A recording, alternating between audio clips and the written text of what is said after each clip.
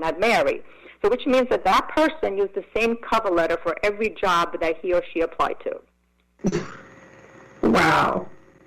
That's really interesting. Yes, it is. And one of the things I want to mention, Rhonda, is that it sounds very difficult what I just said about, reading the job description line by line, tailoring your resume to the job description. You already have that experience in there. It's just moving it to a place on your resume that is easily seen. That's all.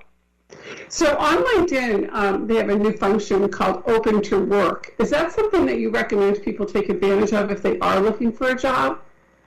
If you're looking for a job, obviously, if you're not already employed, then I'm 50-50 on that, Rhonda, because sometimes I think it shows a little bit of desperation. But then again, look, when we're looking for a job, speaking from experience, sometimes you do get a little desperate, and you want to make sure that everyone on LinkedIn, in your network, and even outside of your network, knows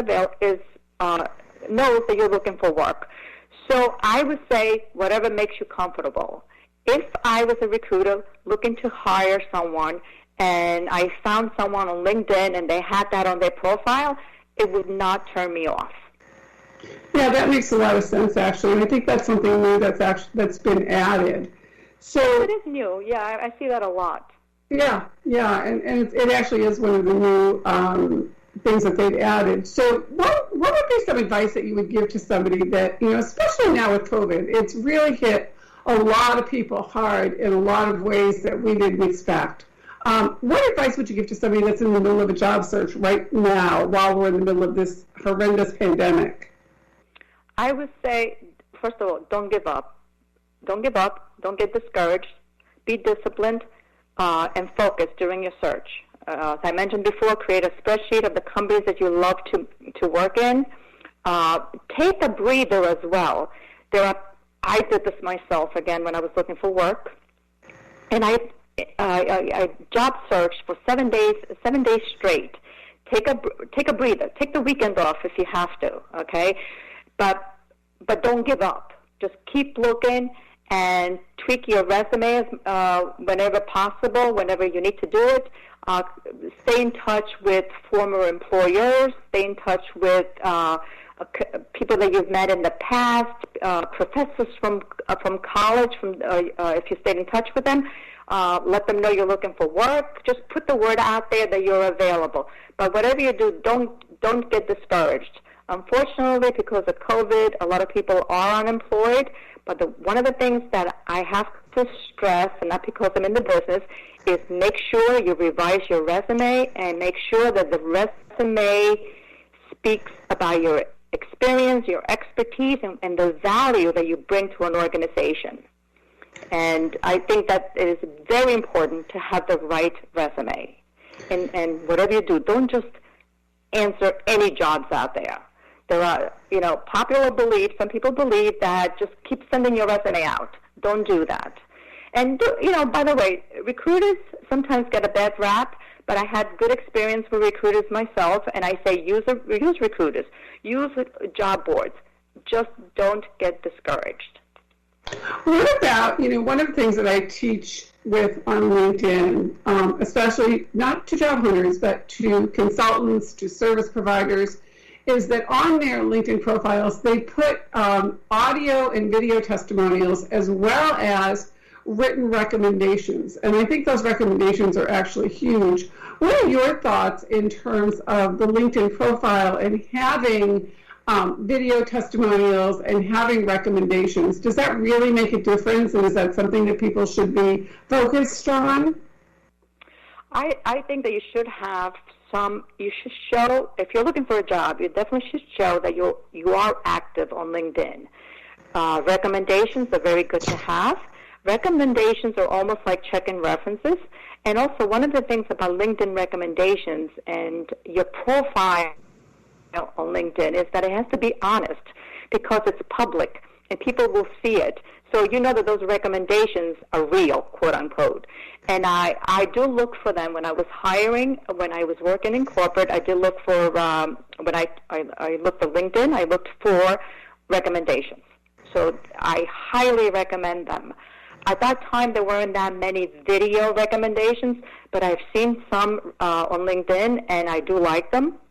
I would say that have an updated resume, updated LinkedIn profile with recommendations, whether they be video or written recommendations. I highly recommend them because people will look at them.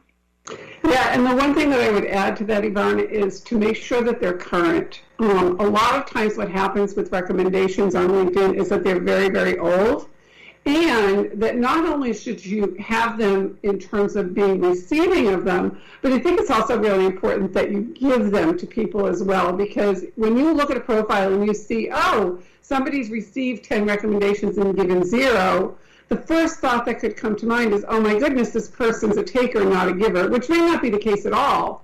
It may just be a blind spot that they forgot that they should give them. So